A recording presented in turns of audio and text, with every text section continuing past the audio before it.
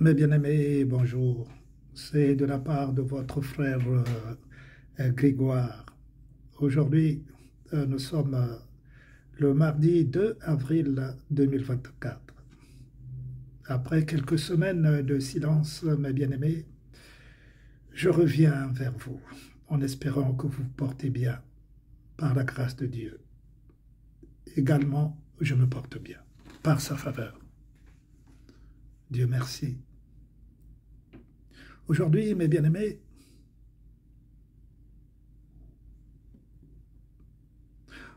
au fur et à mesure que le temps passe, le calendrier de Dieu s'accélère dans les cieux. Parce que tout part dans les cieux. Tout dépend de Dieu. C'est Dieu qui accélère son calendrier, son programme. Mais à l'heure, au jour où Dieu a fixé pour son avènement. Alors pour cela, mes bien-aimés, Dieu pousse le diable à la faute. Dieu est à l'œuvre, c'est Dieu qui est à l'œuvre, ce n'est pas le diable. Ce n'est pas le diable qui commande la terre, les cieux, tout l'univers, c'est Dieu. Dieu pousse le diable à la faute. D'où nous voyons aujourd'hui que le diable ne se cache plus aux yeux des hommes sur la terre, parce que le diable opère sur la terre. Pourquoi il ne se cache plus? Parce que la parole de Dieu nous apprend. Et c'est écrit dans le livre de Timothée, nous allons le lire tout à l'heure, que nous sommes dans les derniers temps par rapport aux événements que nous vivons et nous voyons, parce que nous sommes sur la terre. Nous les vivons, ces événements. Vous avez besoin que je vous les nomme.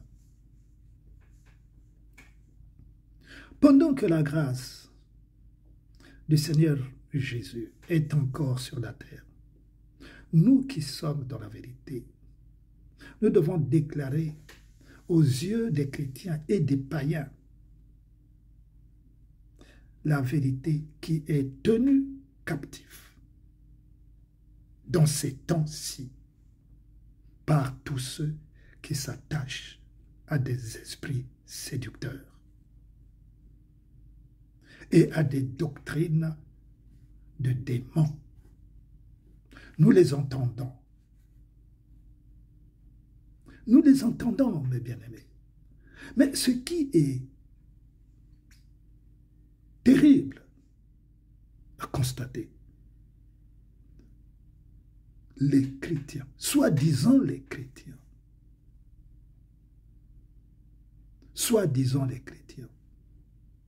se taisent. C'est comme s'ils n'avaient rien entendu. C'est comme si rien ne se passait. Les chrétiens se taisent, alors qu'ils devraient être les premiers à se lever pour condamner. Parce que le Seigneur Jésus, oh combien de fois, combien de versets sont écrits, mentionnés dans la Bible, où Dieu condamne. Dieu condamne. Dieu les dénonce. Combien de versets? Il y a le mot dénoncer. Condamner. Condamnez-les. Mais Dieu s'adresse-t-il à qui? Lorsque la parole de Dieu dit condamnez-les, Dieu s'adresse-t-il à qui? Mes bien-aimés, je pose la question là aux chrétiens, aux fameux chrétiens. Dieu s'adresse-t-il à qui? Donc aux païens, puisque les païens se taisent, ils se rébiffent, Donc, Dieu s'adresse aux païens alors. Mais non, ne vous trompez pas. Dieu s'adresse aux chrétiens. Si vous êtes chrétien, faites votre travail que Dieu vous commande, de dénoncer les œuvres des ténèbres qui se manifestent devant vous, dans vos maisons, dans vos églises.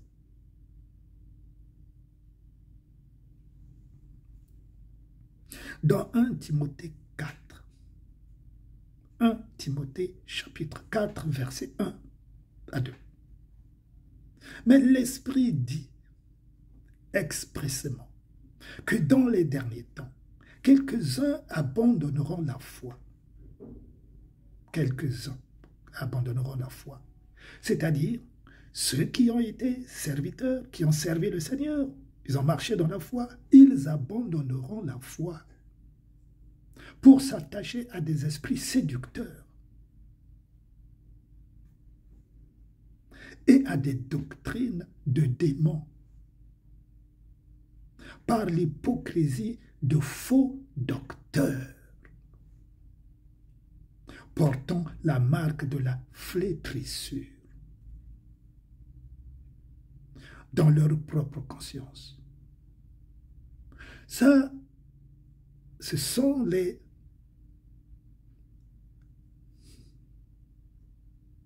ceux qui ont connu la foi, qui ont servi le Seigneur.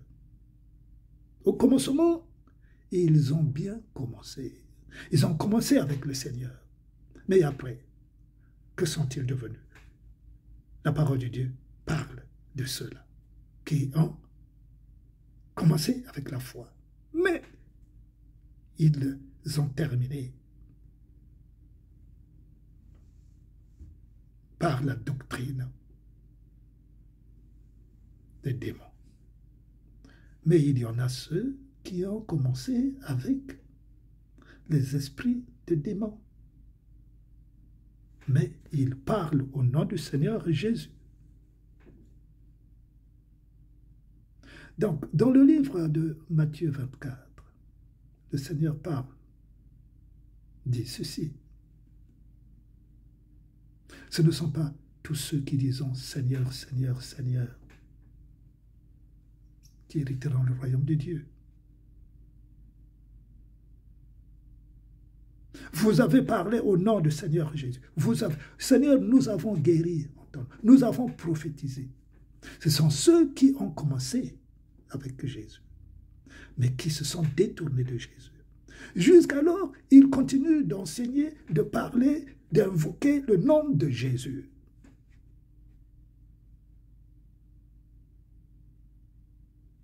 Mais ceux qui sont dans l'Église ne parlent pas parce qu'ils n'ont pas le discernement. Ils ne font pas la différence. Ah, comme ils parlent au nom de Jésus, comme ils invoquent au nom de Jésus, comme ils font des miracles au nom de Jésus. Ah non, c'est le Saint-Esprit qui est là. Vous voyez? D'où l'ignorance de ne pas connaître la parole de Dieu. L'ignorance de ne pas avoir même le minimum de faire la différence. Je vous ai souvent expliqué la différence. C'est quoi? C'est quoi la différence? C'est quoi? C'est pas compliqué, mes bien-aimés. Faut-il sortir de l'école supérieure de l'intelligence ou du savoir? C'est faire la différence entre ce qui est bien et ce qui est mal, tout simplement. J'insisterai tout le temps que cela sera nécessaire pour que les chrétiens comprennent. Ne se fassent pas berner dans les églises, dans les assemblées, par quiconque qui invoque le nom de Jésus. Seigneur,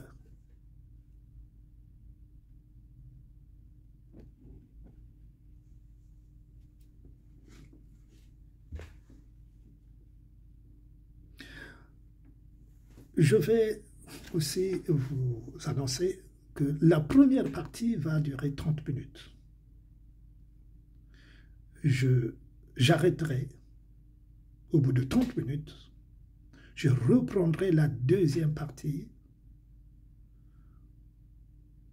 pour que, en tout, j'ai 1 heure. Donc 30 minutes, 30 minutes. On est parti.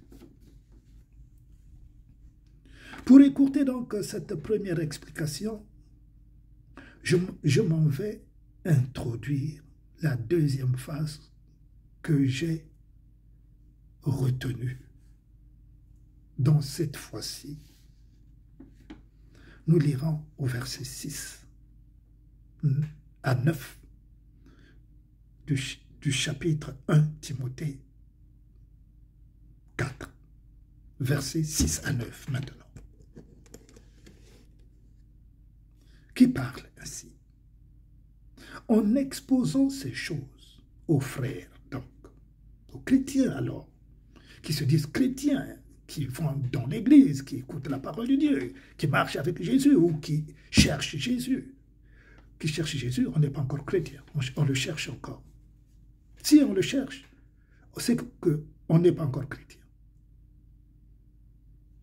Celui qui est chrétien, c'est celui qui l'a prouvé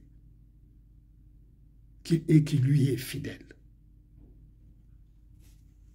Je suis plus direct, plus juste.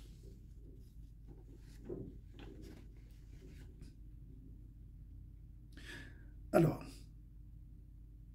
en exposant ces choses aux frères, donc, dit la parole de Dieu, dit l'apôtre Paul, qui s'adresse à nous, toi et moi. Tu seras un bon ministre de Jésus-Christ, nourri des paroles de la foi et de la bonne doctrine que tu as exactement suivi. Repousse les contes profanes et absurdes.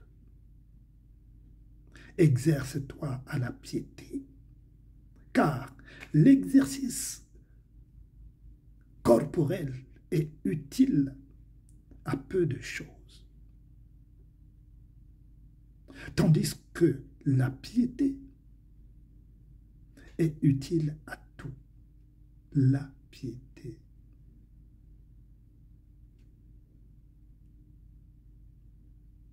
Vous savez quelle est la vertu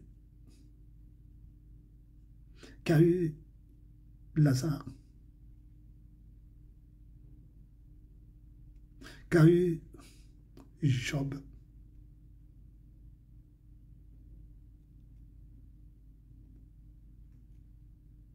et Paul, les disciples. Ils ont exercé la piété. C'est une des qualités que vous trouverez difficilement auprès de ces jeunes, de cette jeune génération de pasteurs. D'ailleurs, comment ils ont fait pour être pasteurs? Ont-ils reçu l'appel de Dieu? Non. Non. Ils n'ont pas reçu l'appel de Dieu. Parce que ça se voit. Ça se voit à l'œil nu. Celui qui a reçu l'appel de Dieu et celui qui n'a pas reçu. Celui qui n'a pas reçu l'appel de Dieu, il est dans la chair. Vous entendez? Il est dans la chair. Il nomme les membres de son Église dans la chair. Il dit qu'il parle au nom du Saint-Esprit. Quel contraste! Il parle au nom du Saint-Esprit. Par contre, il parle au nom du Saint-Esprit. Le Saint-Esprit m'a dit. Le Saint-Esprit m'a dit. Le Saint-Esprit m'a dit. Mais quand tu vois ce qu'il fait, ce qu'ils font, ils sont de la chair. pour nommer les membres de leurs églises. Vous savez ce qu'ils font? D'abord, il faut suivre à l'Institut biblique. Et ce qu'ils donnent comme enseignement à leur institut biblique, c'est une honte, c'est une aberration. On ne se moque pas de Dieu. Quand tu finis, bien-aimé, il regarde après si tu verses tes dîmes, tes offrandes. Il regarde. Si tu ne donnes pas tes dîmes, tes offrandes, tu n'es pas nommé.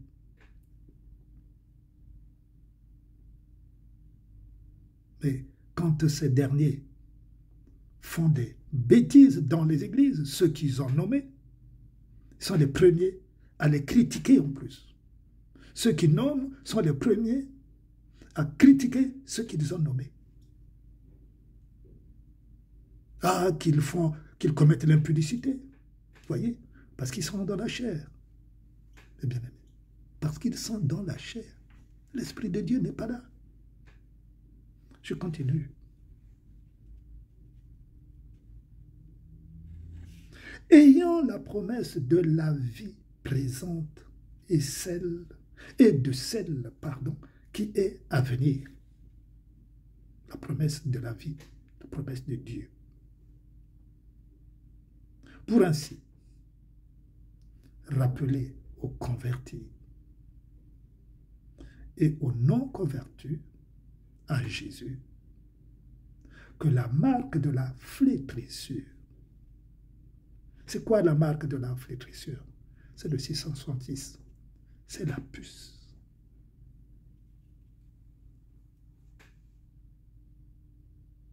Ne se cache plus et qu'il opère à tombeau ouvert.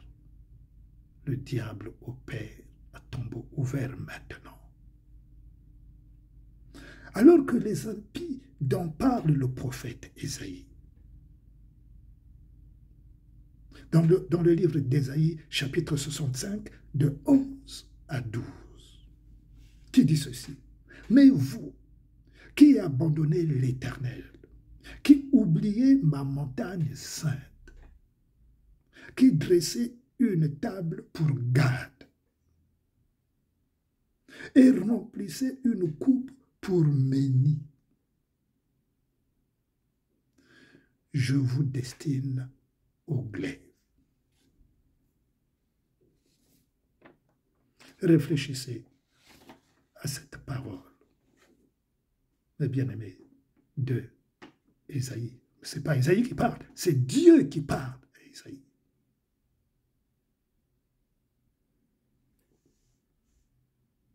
Et vous fléchirez tout le genou pour être égorgé. Car j'ai appelé et vous n'avez pas répondu. J'ai parlé et vous n'avez point écouté. Mais vous avez fait ce qui est mal à mes yeux. Et vous avez choisi ce qui me déplaît. C'est Dieu qui parle aux serviteurs de Dieu. Et cette parole s'adresse aux serviteurs de Dieu. Ceux qui se disent serviteurs de Dieu. Ceux qui invoquent le nom de Jésus en faux. Je dis bien en faux. Pour séduire les âmes du Seigneur mal affermies, ignorant à la parole de Dieu. Comme je l'avais dit dans une précédente intervention, ceux qui attendent que les pasteurs leur lisent la parole de Dieu, que les pasteurs leur expliquent la parole de Dieu, que les pasteurs décident pour eux. Il s'agit de ces serviteurs de Dieu et de ceux qui les accompagnent. Ils ont apprivoisé les jeunes. Maintenant, il s'intéresse aux jeunes. Maintenant, c'est pasteur de Satan que j'appelle, le titre de ce message, c'est les apôtres de Satan. Parce que le Seigneur m'a dit, et je vous le redis, le Seigneur m'a dit, Grégoire, les églises que tu vois, ce sont les églises de Satan. Si c'est des églises de Satan, mais bien évidemment que les pasteurs, c'est des pasteurs de Satan qui servent le diable. Parce que les enseignements qu'ils donnent, les choses qu'ils déclarent, ne viennent pas du Seigneur. Bien qu'ils parlent au nom de Jésus, mais ce n'est pas le fait de parler au nom de Jésus qu'ils servent Jésus.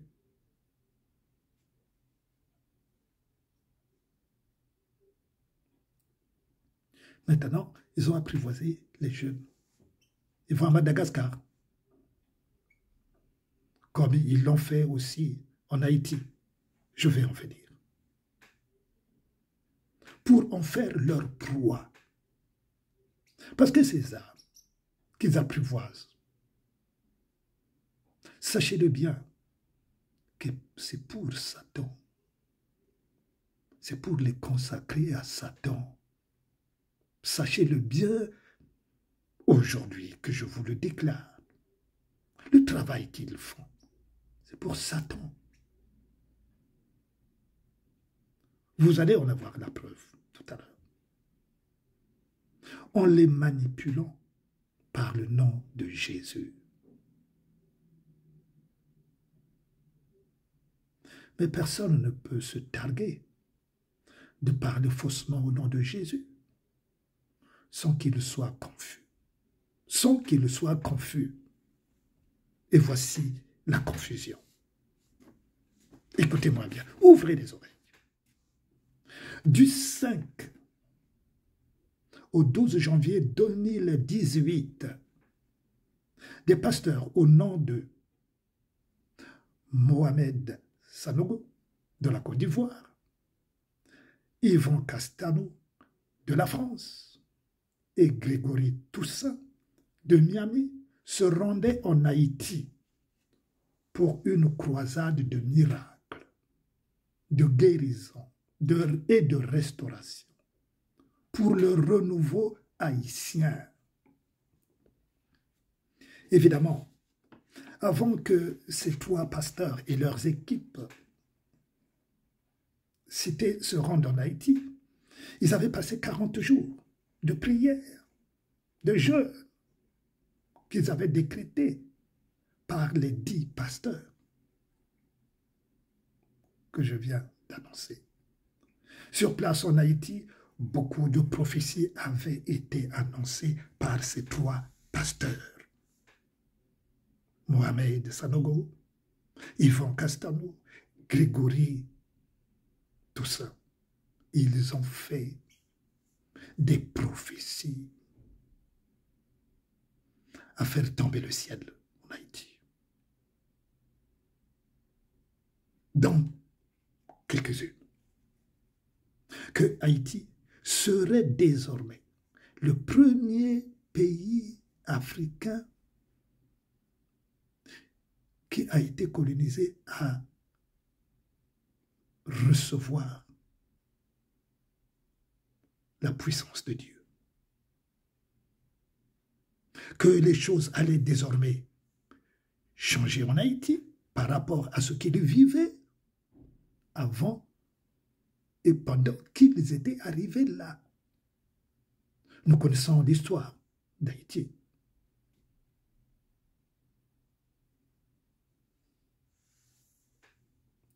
La liste des prophéties est trop longue.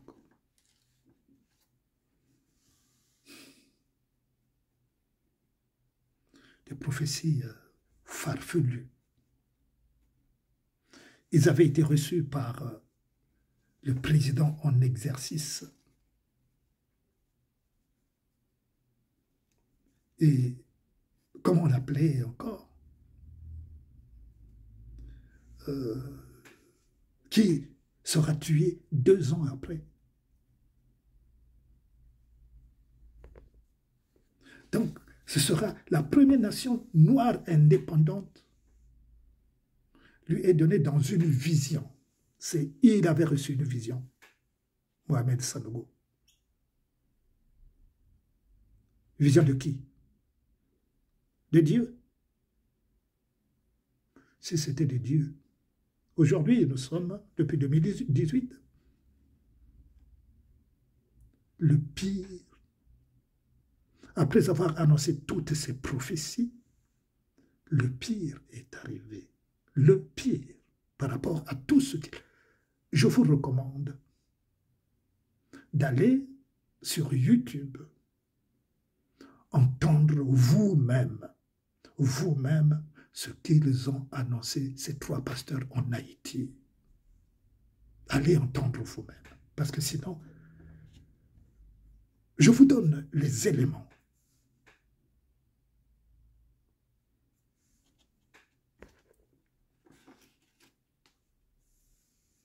C'est le président haïtien Jovenel Moïse qui sera tué 2 ans après, qui les avait reçus.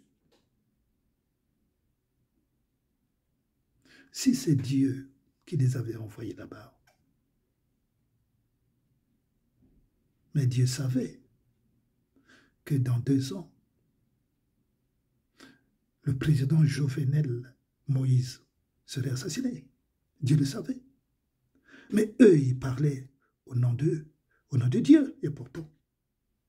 Alors, Dieu avait-il oublié que Jovenel serait tué 2 ans seulement après leur arrivée en Haïti, leur arrivée à eux, ces pasteurs?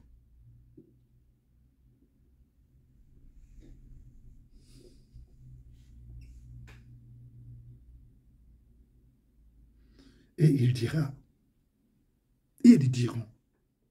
que les faveurs de Dieu prophétisées et multipliées sur Haïti, qui ne s'arrêtera pas.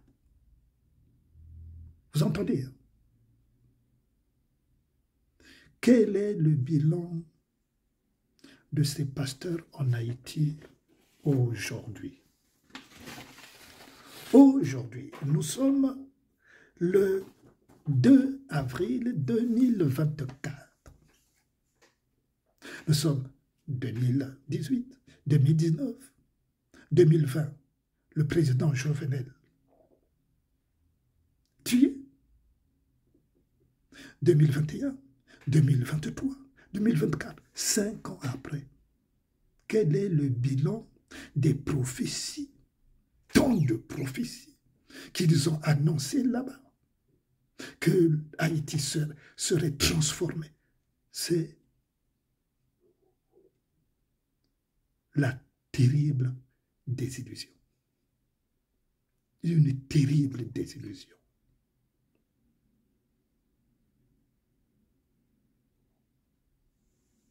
C'est cela. Bien-aimé, j'arrête.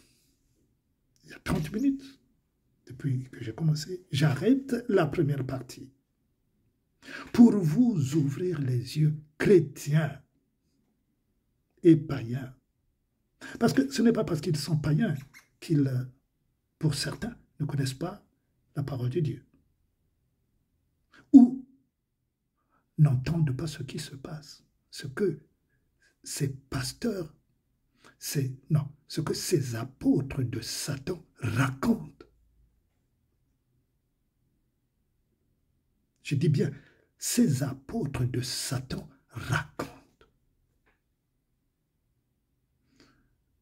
Une pause. À tout à l'heure pour la deuxième partie.